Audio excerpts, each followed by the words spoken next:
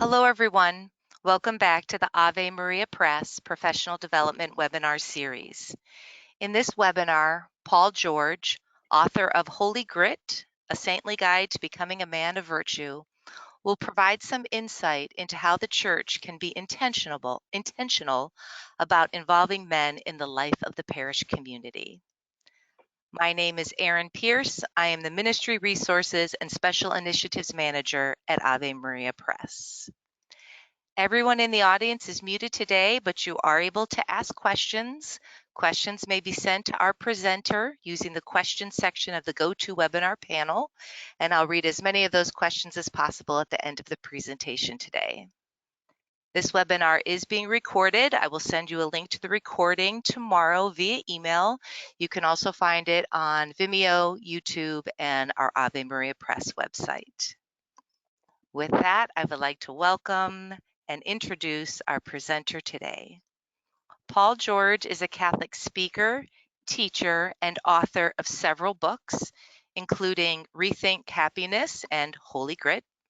He is the co-founder of Adore Ministries and served as its president for 8 years. He has more than 25 years of ministry experience on the parish, diocesan, and national levels. George is a consultant and speaker, and through his organization, The Art of Living, serves churches, schools, organizations, and corporations throughout the world with their strategies, values, and missions. George is the host of a national radio show and podcast, The Paul George Show. He is a speaker at Steubenville conferences and spoke at World Youth Day in both Rome and Australia. Paul, thank you so much for joining us today. Yeah, thanks, Erin. Great to be with you. How are you? We're great. We're looking forward to this. I'm going to go ahead and make you presenter. Okay, great.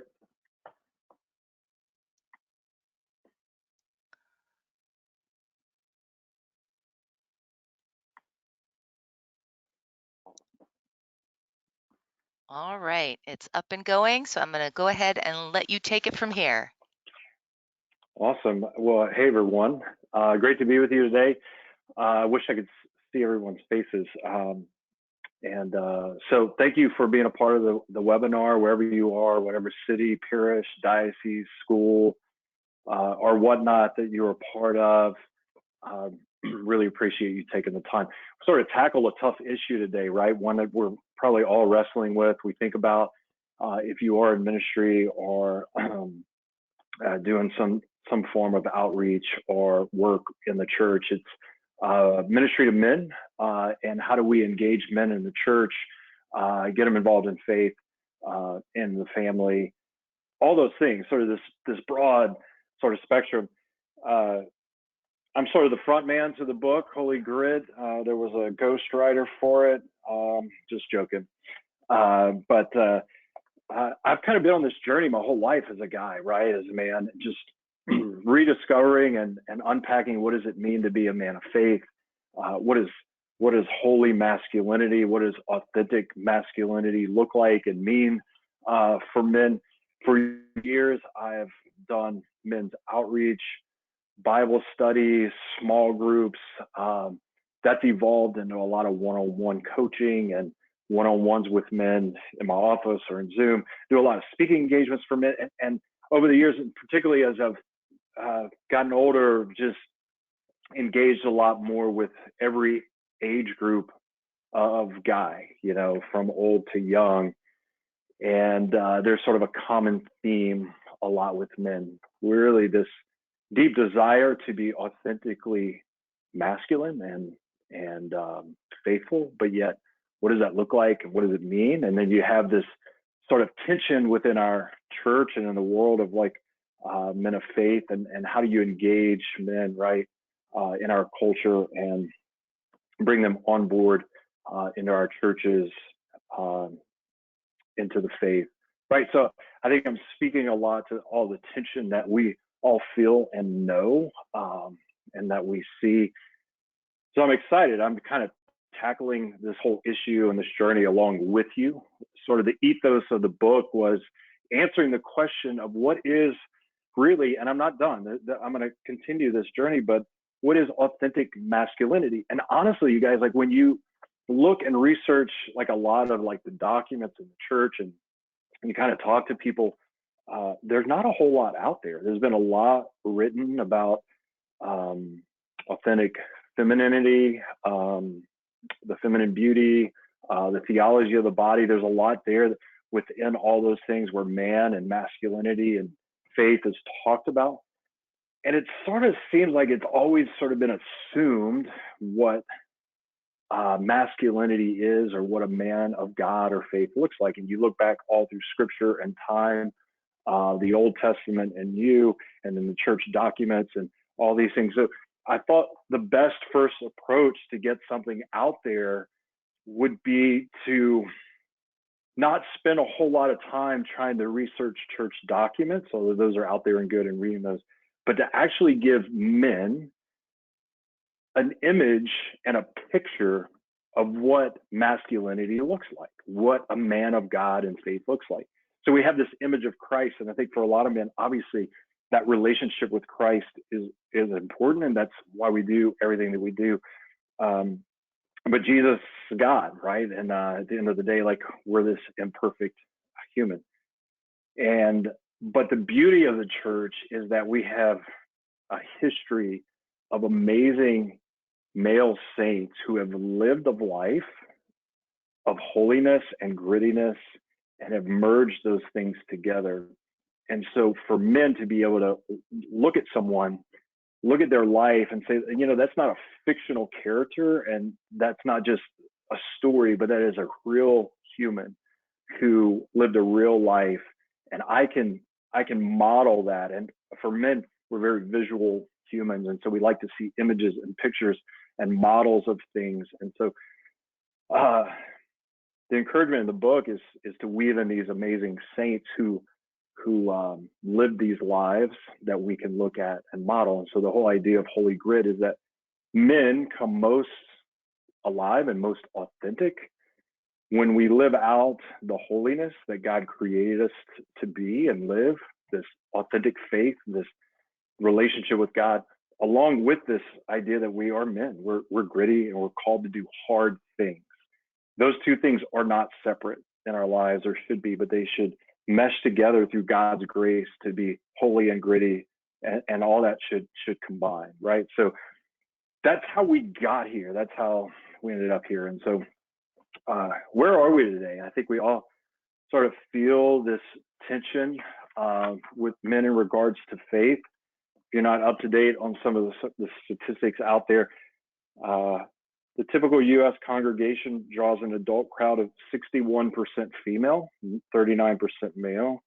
So this gender gap shows in all categories and ages of men, and is also cross-denominational. It's not just a Catholic church problem, so it's really cross-denominational. On any given Sunday, 13 million more adult women attend church than men do, okay? This Sunday, 25% of married church-going women will worship without their husbands. So we see that midweek activities often draw 70 to 80% female participants, so a lot less.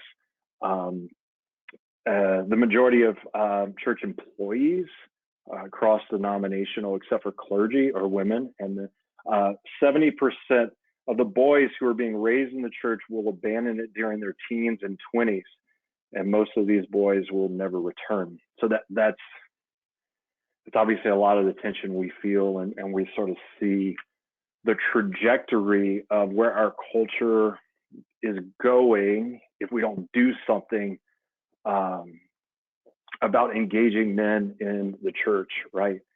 In the faith, in our parish. More than 90% of American men believe in God, which is interesting. Let that soak in. And 5 out of 6 call themselves Christians, but only 1 out of 6 attend church on a given Sunday. It means, every Sunday they might pick and choose a Sunday or whatever. The average man accepts the reality of Jesus Christ, but fails to see any value of going to church. What do I get out of it? What is it doing for me? What's the outcome that is there? Uh, Churches overseas report gender gaps of up to 9 women for every adult man in attendance. Christian universities are becoming convents. The typical Christian college in the U.S. enrolls almost 2 women to every man. And fewer than 10% of U.S. churches are able to establish or maintain a vibrant men's ministry. Fewer than 10%. Think about that. So that's the, sort of the tension that we all live in. And I keep saying that because it's one that I live in too, that I'm sort of trying to swim against and figure out along with you. Is we have half our population, which is male, right? That desire a deep fulfillment relationship with God, and yet where are they? Right? So it's interesting. Is the church a place for men? Right? It's a good question to ask. And churchgoers are more likely, male churchgoers are more likely to be married and express a higher level of satisfaction. Recent statistics and polls. Church involvement is the most important predictor of marriage stability and happiness. Church involvement moves people out of poverty. It also correlates with less depression, more self-esteem, and greater family and marital happiness. I know specifically in my life, the lives of other people I know, people in my community, men that I work with, these statistics ring true, right? Like this is the result of faith in our life. Religious participation leads men to become more engaged husbands and fathers. And certainly as we see the breakdown of the family, this is extremely important. As we looked at the statistic on 90% of young men who attend church will leave by their 20s and never return.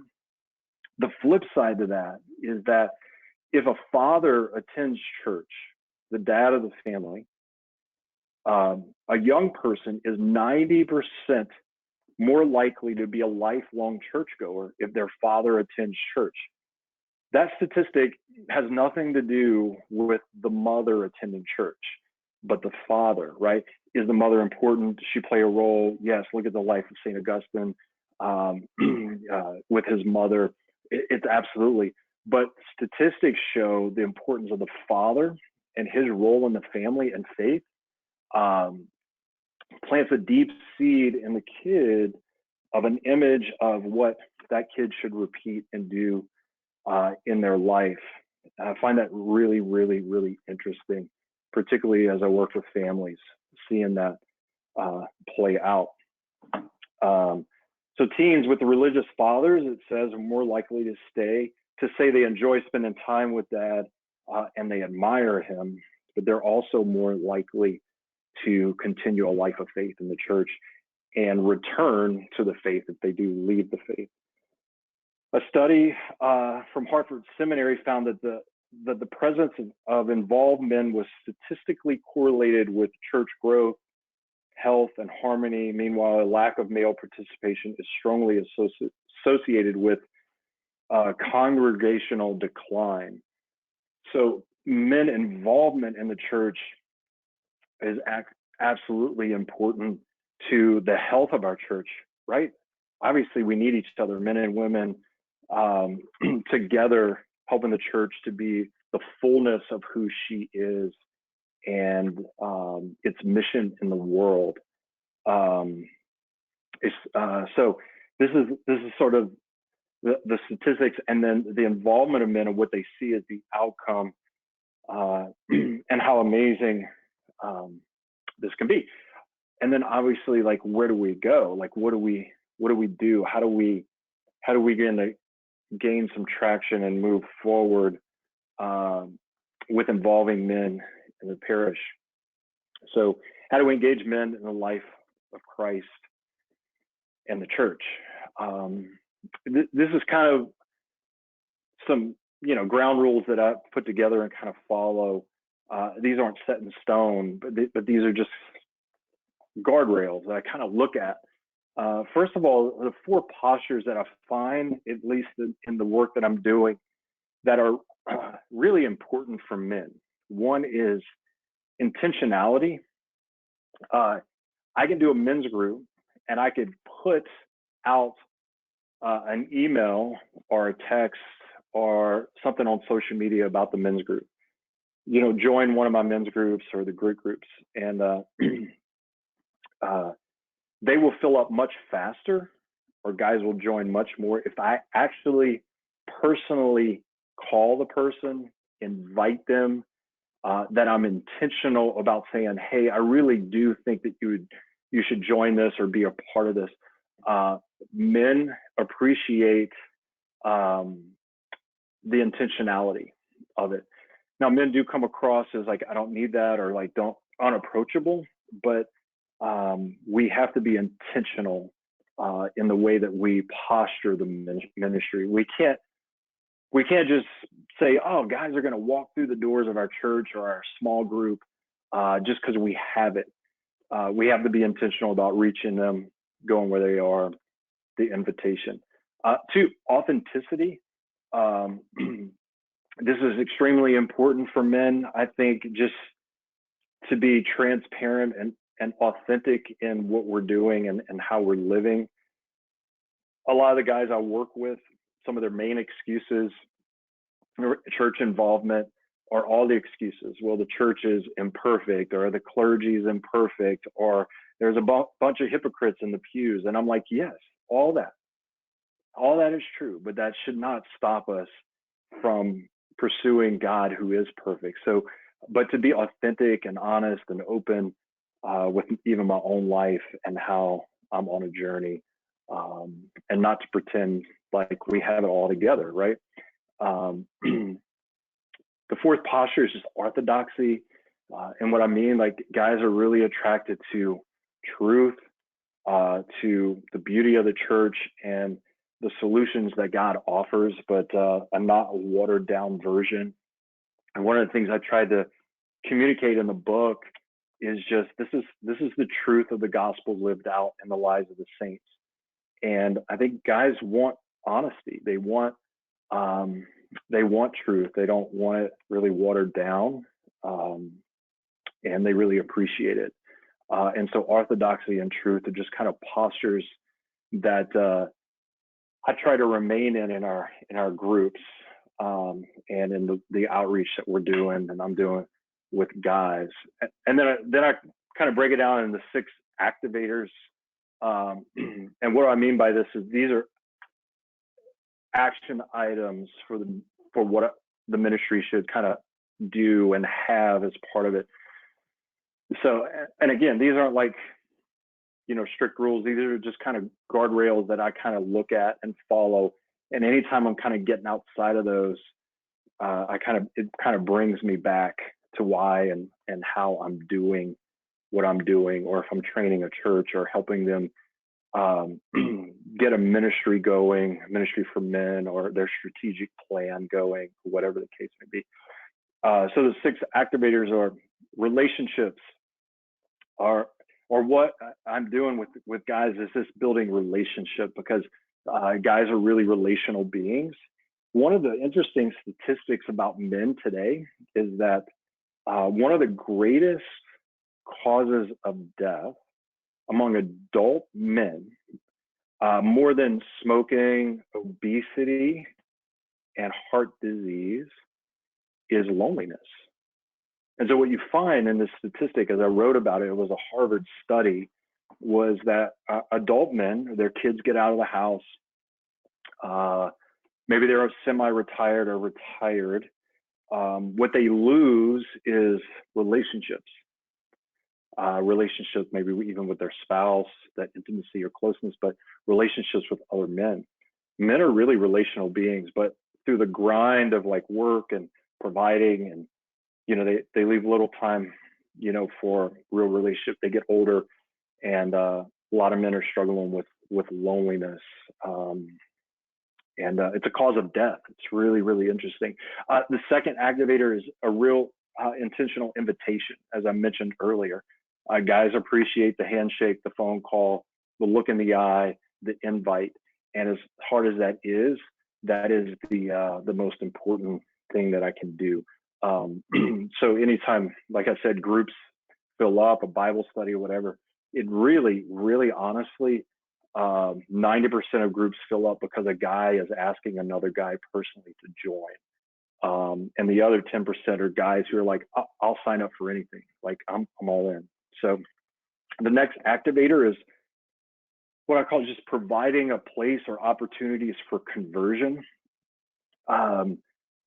For men, conversion through, whatever the case may be, through the Bible study, through a retreat, through some type of tool that provides an encounter with Christ, the church, and there's a conversion that begins to take place in their life. That can be done in a Bible study, a book study, on a retreat, things like that. And then providing community for them to be a part of. And then the next one is to grow in. They begin to grow and learn about the faith and grow in the human formation and the spiritual formation. How can I be a better husband and father, right? How can I learn more about the faith and the saints and the deepness and the beauty of the faith? And then lastly, which is important, is there's a sense of mission, because just like the disciples, Christ sends us on mission, but men want to engage in the mission. They want to be active. And so as this conversion and community and growth takes place, groups that die off are ones that don't have a sense of mission, a purpose to go out. Now you got to go out and invite. Now you got to go out and bring people in. Now you got to go out and serve the poor or feed the hungry or whatever the case may be. Let's live out this idea of mission, right? And so that's where we go. So how do we ultimately do this, in our parish, in our outreach? I often find, like, when I talk to men, is that men, we ask them to put faith, or God first. And this is for all of us. I mean, it's just like the greatest commandment, to love God, right? And to love neighbor. So God first. And then, it's like we have this list of things, then it's our family, our friends, we have all the things in our lives, our finances, our health, our fitness, our extended family, we have our future we think about, we have, our activities, our fun. Look at that. I did all F's. And then we build what we call like this ladder approach to life. And so like men are like to but what ends up happening with this is there's this constant sort of climbing the ladder. It's sort of like faith becomes like this ladder of success, right? Because this is kind of what the world does in the workplace, right? The reality, though, is like for all of us, for men included, is that the spiritual life is lived more in this way, in a circle, with God at the center, right? And all these things here exist, faith, family, they exist all around us in our life. They're part of it. And to learn how to live as God at the center, and everything else we just bring into relationship with God. And then everything begins to flow spiritually, right? In our life. It's sort of this rhythm of life that we live. So I work with men getting to this point where God lives at the center, not at the top. This is not a ranking system. This is God wants to be on the throne of your heart and your life. And then all the things that revolve around your life, like, are lived out of that faith, right? And it becomes this place where men begin to then find some movement forward. Okay. What I say about this is this sort of rings true when we're looking at our ministries and what maybe you would call like your parish life cycle, your parish outreach. And you would say, obviously God's at the center of our parish, right? And people living their faith is at the center. And so, Jesus is here, all at the center, right? Like, and then what are the on ramps that people or your parish is using that bring people on? Okay. What I see oftentimes, like in churches, is that people think sort of this linear approach. It's like, if we can get someone to come in on our parish over here, we're going to shoot them out the end of the tunnel and they'll be on mission as a disciple. But if they don't come in here, then they can't enter in. There's no entry point, right? But really, ultimately, with the church is that we have various ways and different opportunities for people to enter into the life of the parish, to enter into these on-ramps, right? And as they come in, they learn to be in relationship with God through these on-ramps, right? So you might have someone that enters in because they just want to feed the poor. And so you have a mission opportunity of outreach. And they become a volunteer as a guy, and they enter into the life of parish way down here just because they have a heart for serving, but they may not even understand the fullness of the faith, right?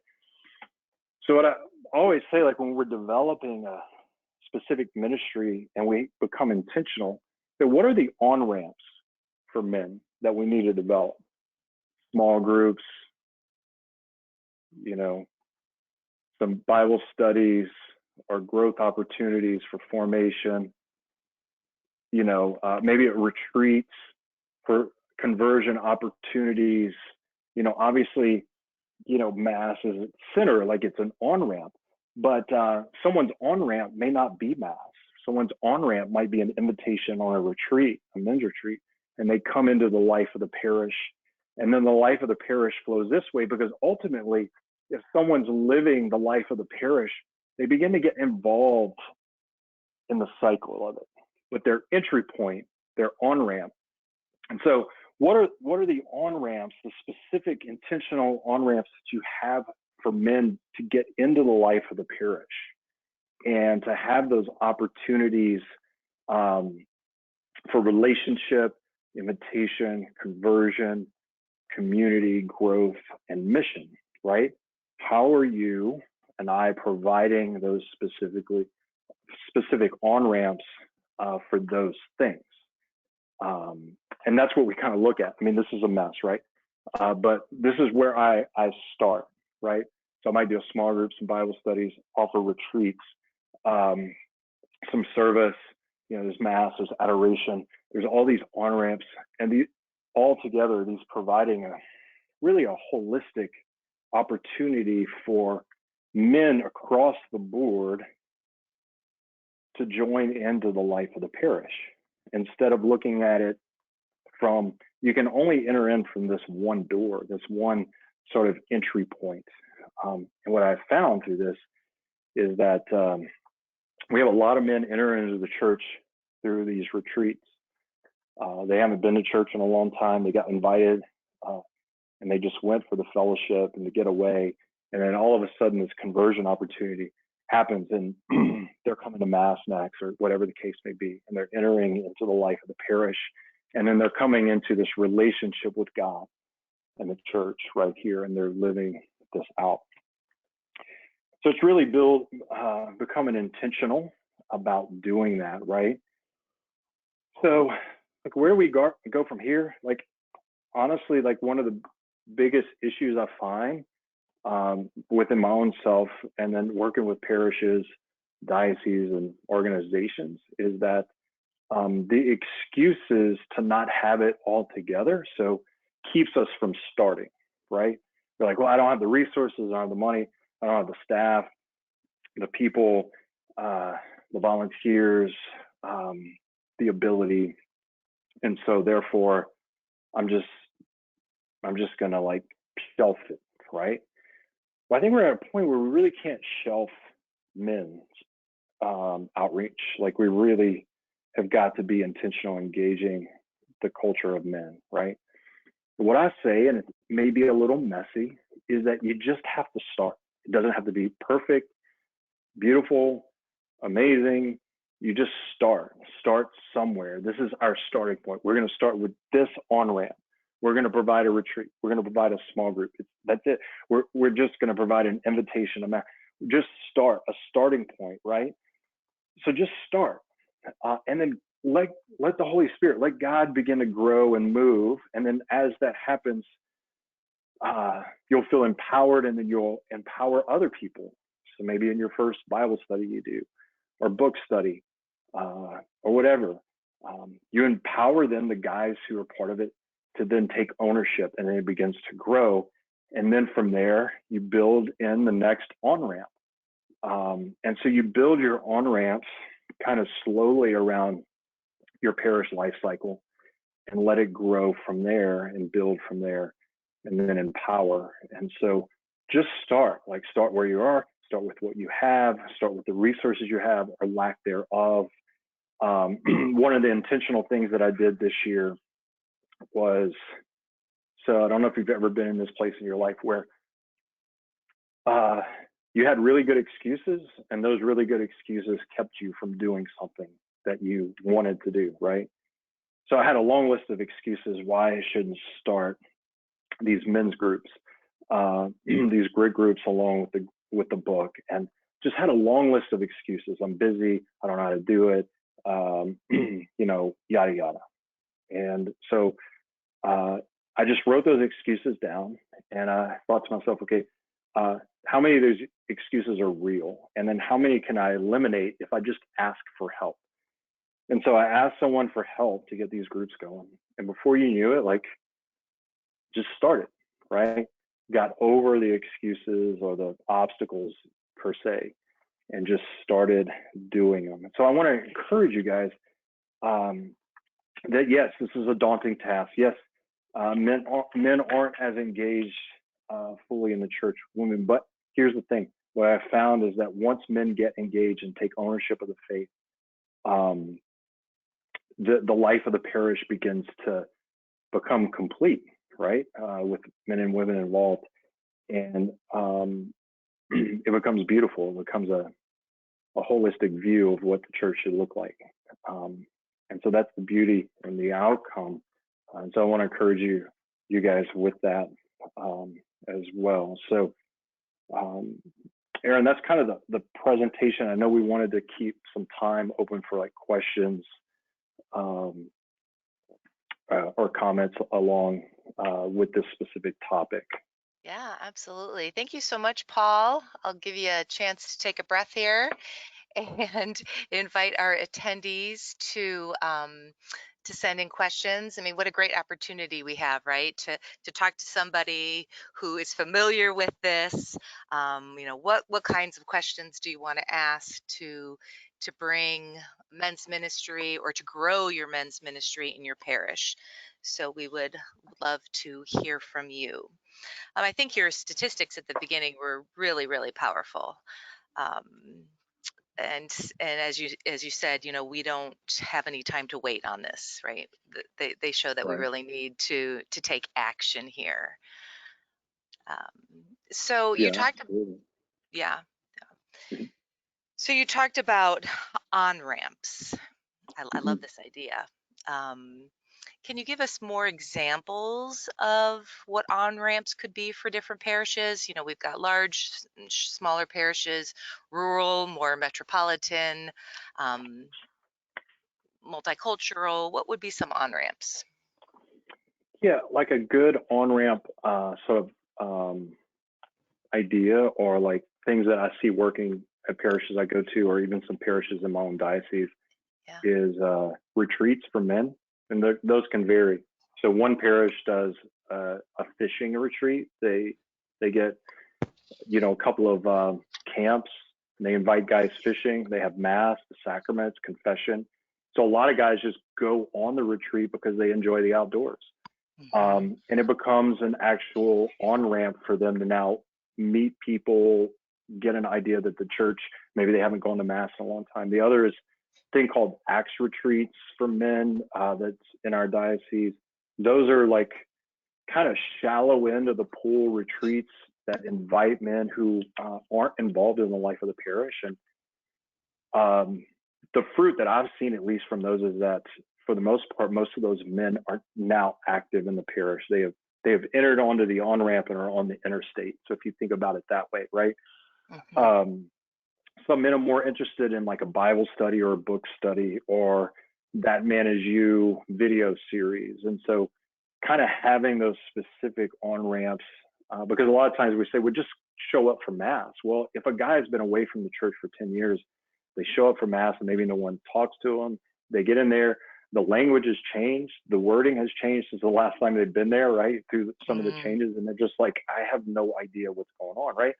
Mm-hmm. So that's not everyone's story, but we can't assume that if we just have mass, that that's going to reach men, like engage them into the life of Christ in the parish. So becoming a little bit more diverse in our on ramps with specific things like that is important. So obviously we have traditional things that like Knights of Columbus. Maybe your on ramp is opening the Knights of the Columbus to a younger group of men, doing some type of thing like that. So again, it kind of circles back to this idea of invitation. If you have some on ramps, but you haven't been intentional about inviting people onto those, then maybe they're just stale and they need new life with them. They need some invitation to them, because maybe it's a good program or a process, but it's just stale because there hasn't been much invitation or intentionality around it. Mm-hmm. Okay, great. Thank you. We've got some questions rolling in here. What experiences have you encountered in the frame of prayer in men's groups? Maybe what prayer looks Um, like in men's groups, I think. yeah, there's two things that I've found very fruitful with men. One is the rosary, and teaching men the rosary. They like something practical, and yet obviously the devotion to Mary. But the other thing is teaching men to pray with Scripture through Lectio Divina. So teaching them to read the Scripture, loving Scripture, and to reflect and meditate on it. So we do one men's retreat that just all the sessions are Lectio Divina sessions where they pray with the Scripture. They have some quiet time, come back and share things like that. Silence, men like silence, and then the liturgy of the hours, teaching them the liturgy of hours on this retreat. So it's a little bit more formal. Sometimes guys like to have like something in their hands and like, wow, this is beautiful. And of course, this is why the church asks the clergy to pray this, daily throughout their day, because it is beautiful. And, so those are forms of prayer that I've seen work really well. Of course, adoration, as they come to understand, a guy comes to understand the Blessed Sacrament, Mass, adoration. Those are sort of obvious ways that are good forms of prayer. Yeah, thank you. That was helpful. Here's another question. We're really just getting started, but our men seem to all have different on-ramps. One wants to feed the poor, another want to provide tutoring for mentoring for youth, and on and on. How do we focus and allow time for things to develop? That's a great question. There's two ways to weed that out. One, you just tell that guy that has okay, you're in charge, do it. Like grow this ministry to feeding the poor, whatever. Because your church or your staff can't handle all that. But I'll always kind of go back to this approach. One, delegate out and see if it can go. But start with one thing and get it going, and then build from there. So if you want to get an on-ramp of a Bible study or a men's group or a retreat, kind of just start there. Like just start with that and build it, and then build the next on-ramp from there.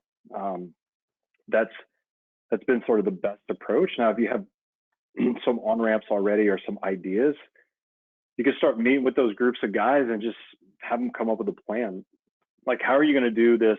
And it's going to be volunteer based, and it's going to be sustainable within the parish, because we don't want you to just start going out and feeding the poor, and then a month later it's just over. Like an Mhm. outreach ends. So how can we build something that is sustainable within the life of the parish, so that it keeps going? Mhm. Okay, thank you. Another question here. How do or how can women promote faith development with their sons, their husbands, men? Yeah, this is actually, I'm so glad whoever asked that question. It's probably one of the top questions that I get. I'll get Mhm. emails from wives or moms with that question all the time. Mhm. And I would say one is meet your husband or your son where they are, not where you are. Because if men are real honest, if they're really honest and vulnerable, which a lot of times they're not, they're in a lot of times intimidated by the spirituality of their wife or their mother. It's just in their mind. They're like, there's no way I can be that way, you know. And women, generally speaking, are very intuitive spiritually. It comes a little bit more natural to live and receive this relationship with the Lord. Men are more active in it, and so just meeting them where they are, finding a common language. Encouragement is much better than, for lack of better words, shaming them. Like, you should go to church. Why aren't you leading the family? But more encouragement, like, I believe in you. I know that God's got so much for you. I know that you have the ability to be a leader, lead the family. Uh, that goes a long way. And then maybe eventually finding someone to be in relationship with them other than you, another guy or friend, to invite them to an on ramp opportunity. Um, so yeah, I do these online men's groups, and I'll have wives reach out to me all the time, be like, "Hey, Paul, can you invite my husband personally to the group? I think he would enjoy it, because if it came from me, he'll probably tune me out." I hear things like that all the time, Mhm. um, and so that's why for guys, like, relationships with other men, those specific invitations are really important. Um, so that's a great question. Thank you. Yeah, absolutely. Well, I imagine too that an on-ramp could be a small group discussion, right? Mhm. Read a book Mhm. together. Wouldn't seem to be too terribly intimidating. So tell us about Holy Grit. Yeah, Holy Grit. I'm excited mainly because it's really focused on men, and wives can buy it for their husbands and sons, but Mhm. it's a specifically written for men. So it can be a one-off read for guys, but also in the form of a study of 6 to 10 guys in a group or more, and then there's a facilitator guide to go with it that you guys have as a free download for it. So it walks you through each week. There's 10 chapters, so 10 sessions or weeks to go along with it. Each chapter is written around a specific male saint who merged together this idea of holiness and grittiness. And so that's kind of the theme throughout the chapter and book, along with stories from my own life or encounters that I've had with men. And so it kind of builds on the theme throughout, encouraging men to live out this life of holy grit. And so what I'm most excited about is that it's really focused on guys, and Mhm. helping us as men just kind of move along into the life that God has for us. Yeah. Mhm. Yeah. And going back to that question, what can women do, right? This is one thing we can do is to offer these books, these readings. Yeah. I Yeah. like to, as I was flipping through, how each at the end of each chapter there's an action plan, right? As men like Hmm. to do, right? Something that they can really do, as well as prayers, and then discussion or journaling questions too. So much here Hmm. to help facilitate that. You mentioned that there is a facilitator's guide. Yes, and it is on our website. If you just search for Holy Grit, go down to the bottom and you'll see it down there. And it is a free download, so it doesn't cost you anything. Anybody can do it. Um, So we invite you to do that. Paul, we really, really appreciate you spending this time with us today, sharing your passion and your expertise with us. I love the real practical ideas and your own lived experiences. You've done this, you've been through this, you're continuing to do this. So it was really very, very helpful. And so all of you who join us most Tuesdays know that we offer you a discount. So for today, webinar 0207 for today's date, I did the math. Holy Grit will cost you $12.71 with the discount. I don't know if you wanted to mention anything about Rethink Happiness too, your first book with Ave. Yeah, the first book, Rethink Happiness, really in honor of Pope Benedict, was written, when he was cardinal. He had a quote that talked about conversion in the Greek translates to the word rethink.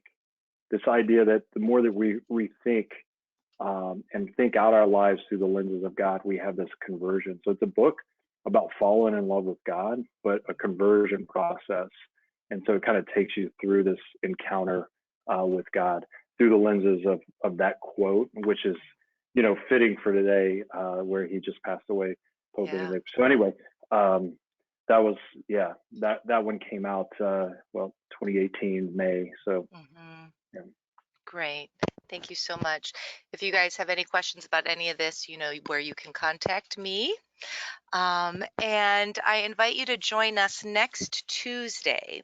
We're going to be talking about a campaign spearheaded by the Archdiocese of Detroit and the Hallow app. It's called I Am Here, and it's intended to help you help your parish communities fall in love with the Eucharist, right? All part of the whole Eucharistic revival. And so Leah Budalid, who is a content coordinator at the Archdiocese of Detroit, is going to explain the main components of this campaign and how you can implement it in your own parish and diocese in anticipation of the Eucharistic revival. So I hope you can join us for that too. Paul, thank you again, everybody. Thank you for joining us. Thank you for supporting our webinars. Feel free to share these webinars with anyone you would like and invite them to join us too. So thank you all. Have a great day, a great week, and we'll see you next Tuesday. Bye-bye. Thanks again.